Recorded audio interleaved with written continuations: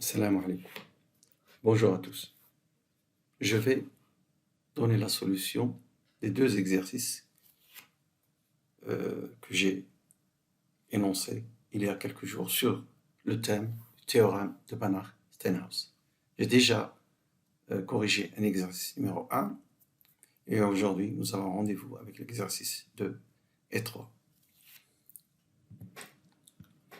Voici l'énoncé de l'exercice numéro 2. Alors, on considère dans cet exercice l'espace C00 des suites complexes ayant un nombre fini de termes non nuls.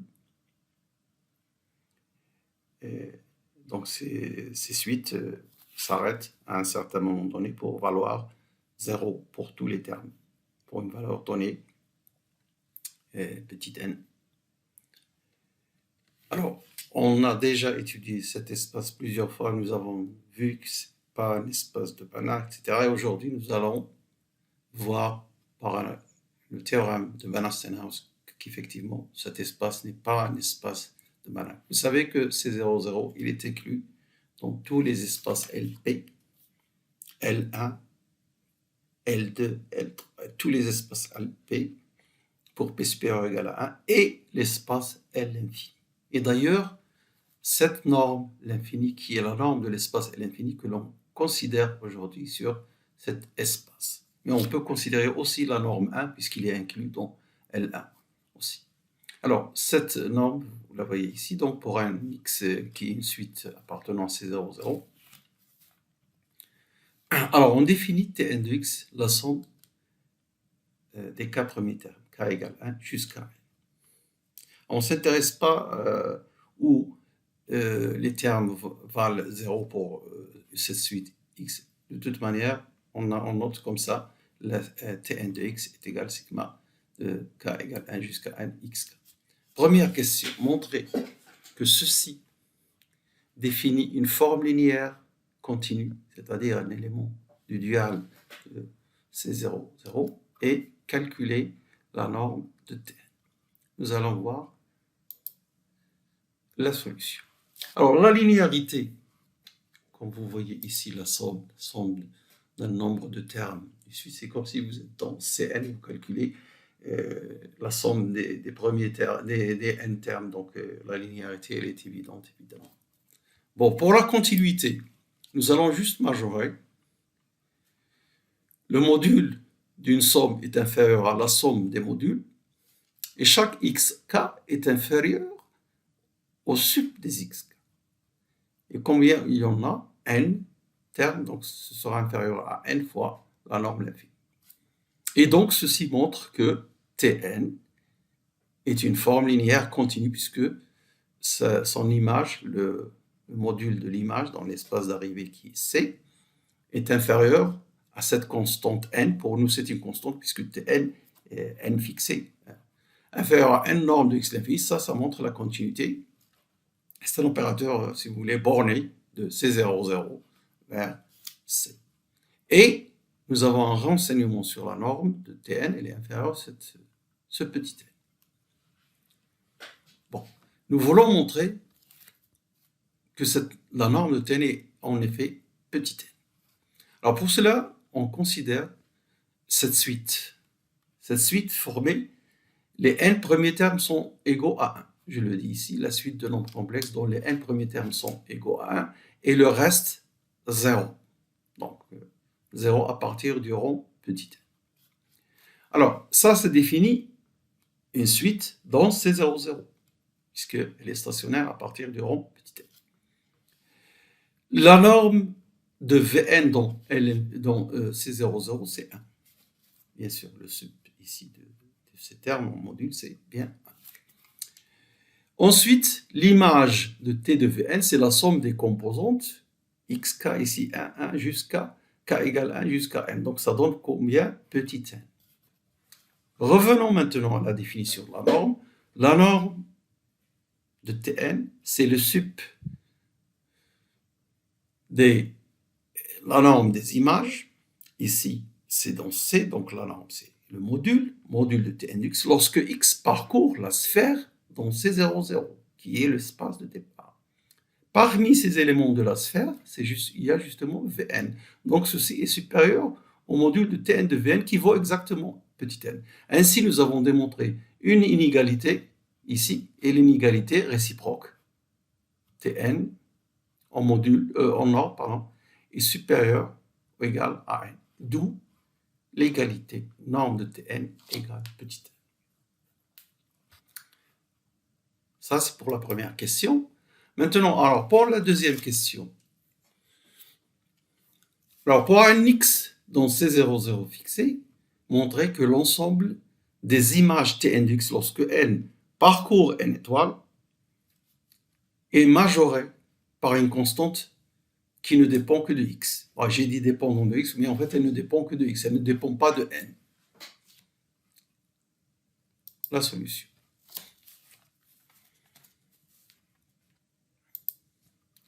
Alors, comme je vous ai dit tout à l'heure, C00 est inclus dans L1. D'ailleurs, pour être inclus dans L1, il faut juste voir que pour tout x dans C00, cette somme, la norme L1, dans L1, elle est un nombre fini. Et c'est d'ailleurs vrai parce que vous avez ici un nombre fini de termes. Vous faites la sommation. Je dis de k égale 1 jusqu'à plus l'infini parce que je ne sais pas chaque suite où elle s'arrête, où elle va être stationnaire, valoir 0 pour les autres termes. Donc je mets k égale 1 jusqu'à plus l'infini. Mais en fait, ici, il y a un nombre fini de termes parce que c'est dans ces 0,0, le nombre de termes non nuls est fini. Et donc ceci est bien défini. Et ceci ne dépend que de x.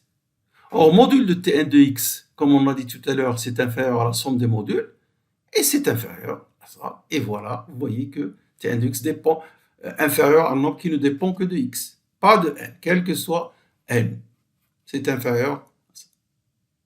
Alors, ce qui prouve donc que cet ensemble est majoré, l'ensemble des modules Tn de x est majoré par cette constante mx égale norme 1 de x, la norme de x dans L1, qui ne dépend que de x, qui dépend uniquement de x.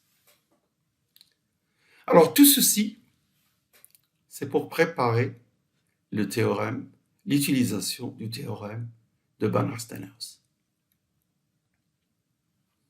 Alors nous allons revoir ce théorème de Banach-Steinhaus.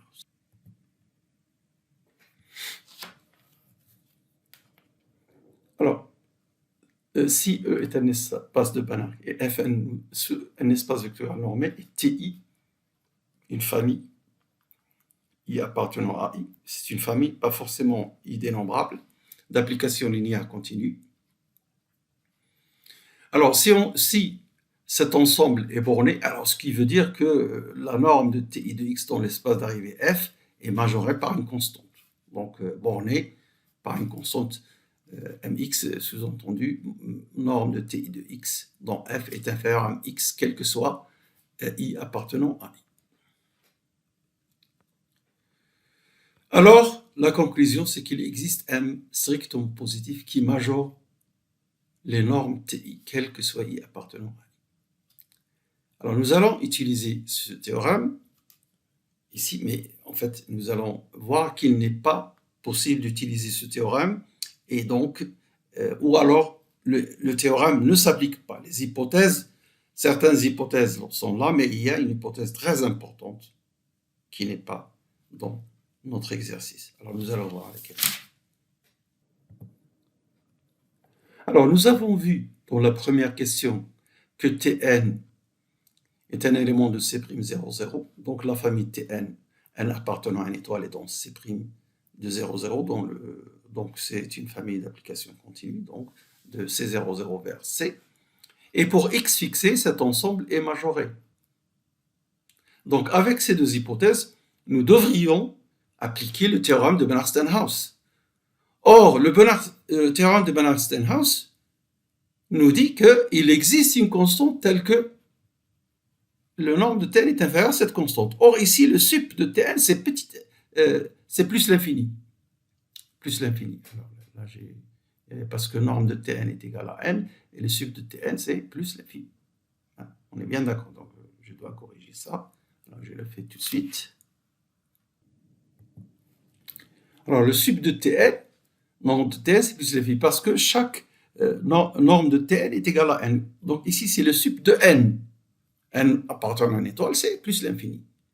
Or, si le théorème de Banach-Steinhaus s'applique, il faudra montrer, on trouvera que le sup est égal à une constante strictement positive qui n'est pas infinie. Il existe C tel que ceci est inférieur à C. Alors, puisque toutes les hypothèses du théorème de Banach-Steinhaus sont là, sauf une. Alors, il y a quelque chose qui ne va pas, c'est que l'espace C00, on déduit que l'espace C00 n'est pas de Banach. Parce que s'il était de Banach, on a tous les ingrédients pour conclure que ce sup est égal à une constante. C, ou grand M, qui n'est pas infini. Voilà donc une autre façon de voir que C00 n'est pas un espace de Banach. Donc cela termine cet exercice. Alors maintenant, pour cet exercice, me rappelle l'exercice numéro 1. Voyons, dans cet exercice numéro 1, qu'est-ce que nous avons vu? Alors, si on suppose y une issue de complexe tel que ceci converge, mais ici on se place dans C0, alors montrer que ceci converge. Alors, vous pouvez voir que dans la démonstration, on a utilisé le Tn de x avec la suite yk égale 1. Yk égale 1, quel que soit. Alors, si on se contente de placer ce problème dans C00, la suite yk identiquement égale à 1, tous les termes égale à 1, vérifie cette propriété-là. Je répète, pour x appartenant à C00. Pourquoi? Parce que vous aurez une somme finie. C00, le nombre de termes non nuls est fini. D'accord? Et le Tn, c'est quoi? C'est le Tn que nous avons vu dans la deuxième question, dans le deuxième exercice. Voilà. Y tous égaux à 1. Et ici, nous ne pouvons pas utiliser le raisonnement que nous avons vu dans l'exercice numéro 1. D'ailleurs, ici, les nombres de Tn sont le sup est égal à n, on ne peut pas utiliser ce raisonnement. Donc, juste pour vous dire que le résultat que nous avons vu dans le premier exercice ne s'applique pas dans C00. Voilà un exercice très important, classique, lorsqu'on considère une forme bilinéaire qui partiellement est continue dans les deux sens. Je veux dire dans les deux côtés. Si vous fixez x, si vous considérez cette relation, qui sera bien sûr cette application, qui sera une application de f vers R, puisque ici c'est la forme bilinéaire vers R. Bon. Cette application, on suppose qu'elle est continue. Elle est linéaire parce que B est par hypothèse bilinéaire. Donc celle-ci, elle est linéaire continue. Donc c'est un élément du dual de f. De l'autre côté, si vous fixez y, l'application qui a x fait correspondre b, x, y est continue de E vers f. Donc de la même manière, grâce à la bilinéarité, cette application est linéaire et donc nous avons ici un élément de E'. Alors avec ces hypothèses petit a, b évidemment b bilinéaire de E croix n vers R, nous allons montrer qu'il existe un C supérieur à 0 qui donne cette relation. Et cette relation, si vous regardez le cours des formes bilinéaires, c'est équivalent à la continuité de B sur E croix F. Donc voilà ce que nous allons démontrer, qu'il existe C strictement positif tel que, voilà, strictement positif, c'est tel que l'on est cette inégalité-là. Alors, nous allons utiliser le théorème de Banach-Steinhaus pour faire cet exercice. D'abord, je fais quelques notations. F, auquel j'enlève l'élément neutre, l'espace vectoriel F, moins l'élément neutre 0, je le note F étoile. Alors, regardons un petit peu les hypothèses. Alors, regardez, espace de Banach. Je rappelle que lorsque vous voulez utiliser le théorème de Banach-Steinhaus, l'espace d'arrivée doit être de Banach et l'espace de départ doit être de Banach et l'espace d'arrivée pas forcément de Banach. Alors, nous l'avons utilisé tout à l'heure, C0 vers C, évidemment, C0 est un espace de Banach, mais on ne peut pas l'appliquer de C00 vers R ou vers C parce que C00 n'est pas un espace de Banach. Alors ici, on va l'appliquer. Alors nous allons voir comment l'appliquer. D'abord, finissons avec les notations. F étoile, c'est F moins l'élément neutre 0. F, E et F sont tous les deux de Banach. Je note L, Y, X, cette application. Alors, je n'ai pas mis X, Y, mais j'ai mis Y sur nombre de Y exprès, vous allez voir pourquoi. D'ailleurs, le texte nous dit que cette application qui a X fait correspondre B de X, Y qui continue. Donc, si je mets à la place de Y un autre élément qui existe parce que je prends la précaution Y non nul. Cette application est linéaire continue, d'après l'hypothèse. Alors, je vais revoir l'hypothèse une autre fois. Voilà l'hypothèse. Cette application est continue pour Y fixé. Si vous mettez Y sur nombre de Y, c'est Y est non nul, ça marche aussi, elle est continue. Donc, L de Y est un élément du dual de E. Autre chose maintenant, si je fixe X et je note Mx de Y, cette application, d'après l'hypothèse, c'est un élément, alors ça c'est l'application qui est Y fait correspondre BXY, c'est un élément du dual de F. Un élément du dual de F. Pour X fixé quelconque.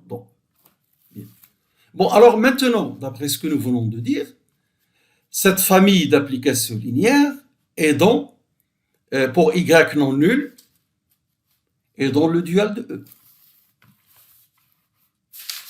Ensuite, cet ensemble, je dis qu'il est majoré. Alors ici, le Y varie dans un ensemble I qui est F étoile, qui n'est pas dénombrable, forcément. Bon. Qui n'est pas dénombrable. Alors, cette famille est majorée par une constante qui ne dépend que de X. En effet, Ly de X, par définition, c'est Bx, Y sur norme de Y. Voilà. Donc, le module de ceci. Et par cette définition, c'est Mx de Y sur norme de Y. Alors, Mx est un élément du dual de F'. Donc, ce module est inférieur à la norme de M de X qui multiplie la norme de ceci. Or, la norme de ceci, c'est quoi? C'est norme de Y sur norme de Y égale à 1. Et donc, je récupère ici une constante qui majore tout ce monde-là sans dépendre de Y. Mais il ne dépend que de X. Alors, j'ai les deux hypothèses du théorème de Banach-Steinhaus. En plus, E est un espace de Banach. Donc, j'applique ce théorème de Banach-Steinhaus pour des applications qui vont de E vers C. Et E est un espace de Banach.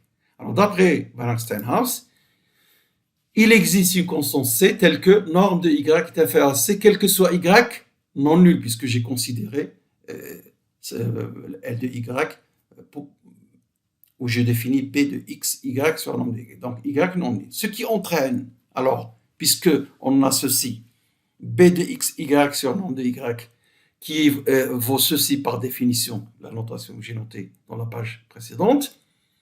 Alors, c'est inférieur à C norme de X. Là, je ne fais que la définition de Ly est continue. C'est inférieur à C. Pourquoi? Parce que norme de Y est inférieur à C. Et ici, X qui est là, donc la norme de X. Hein, voilà. Norme de X dans E. Très bien. Mais attention, quel que soit Y appartenant à E'. Et ici, pourquoi quel que soit x? Parce que je l'ai fait pour x quelconque. Donc, ça marche pour tous les x. Alors maintenant, pour y non nul, si l'on multiplie par le nombre de y dans ce membre, on va voir ça. Et dans ce membre-là, nombre de y qui est une constante peut entrer grâce à la linéarité. Les modules, vous pouvez l'entrer ici. Et la bilinéarité, donc ici, nombre de y sur nombre de y nous donne ceci. Quel que soit x appartenant à E, quel que soit y appartenant à f étoile, c'est-à-dire y non nul. Mais pourquoi j'ai écrit pour tous les y? Parce que pour y0, ceci vaut 0 et ceci vaut 0. Donc c'est vrai aussi pour tous les x dans E et tous les y dans f. Je répète, c'est vrai aussi pour y0 parce que b de x0 égale 0 grâce à la bilinéarité. Hein, et ici, ça vaut 0 si y égale 0. Donc, nous avons démontré cette relation et cela termine cet exercice. Merci de votre attention. Au revoir.